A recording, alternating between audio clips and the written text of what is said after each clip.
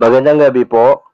Narito na po ang magiging lagay ng panahon ngayong gabi ng Lunes, June 3, 2024.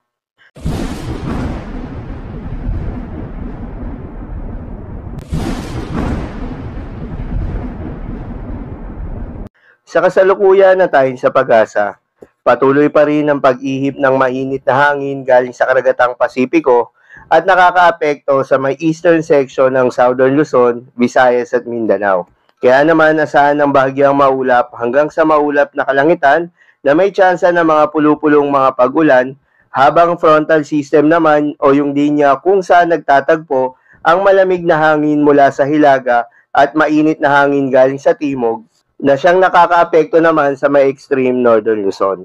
Asahan naman yung maulap na kalangitan na may kalat-kalat na mga pag-ulan at pagkidlat pagkulog.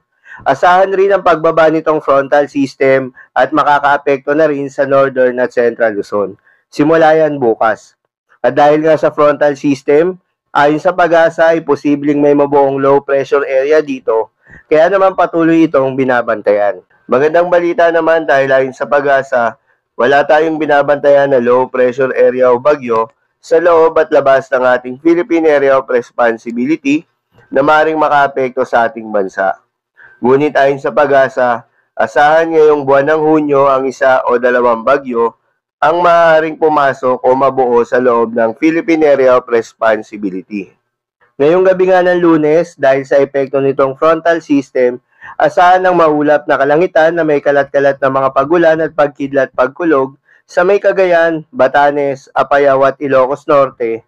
Posible ang mga pagbaha o pagguho ng lupa dahil sa katamtaman hanggang sa kung minsan ay malakas na pagulan. Habang sa Metro Manila naman at nalalabing bahagi ng ating bansa, ay asahan ng bahagyang maulap hanggang sa maulap na papawirin na may mataas na tsansa ng mga pagulan o pagkidlat pagkulog. Para naman sa lagay ng mga dagat baybayin, ayon sa pag-asa ay wala namang nakataas na gale warning sa anumang seaboards ng ating bansa. Kaya naman malayang makakapamalaot yung mga kababayan nating mangingisda at yung may mga maliliit na sasakyang pandagat. Asahan ng banayad hanggang sa katamtaman ng mga pag-alon. Ngunit iba yung pag-iingat pa rin lalo na kung meron tayong offshore thunderstorm activity. Asahan pa rin yung mga tsansa ng malalakas na hangin at kaakibat nito ang bahagyang pagtaas ng mga alon. So yun lamang po para sa lagay ng panahon ngayong gabi ng Lunes. Keep safe everyone.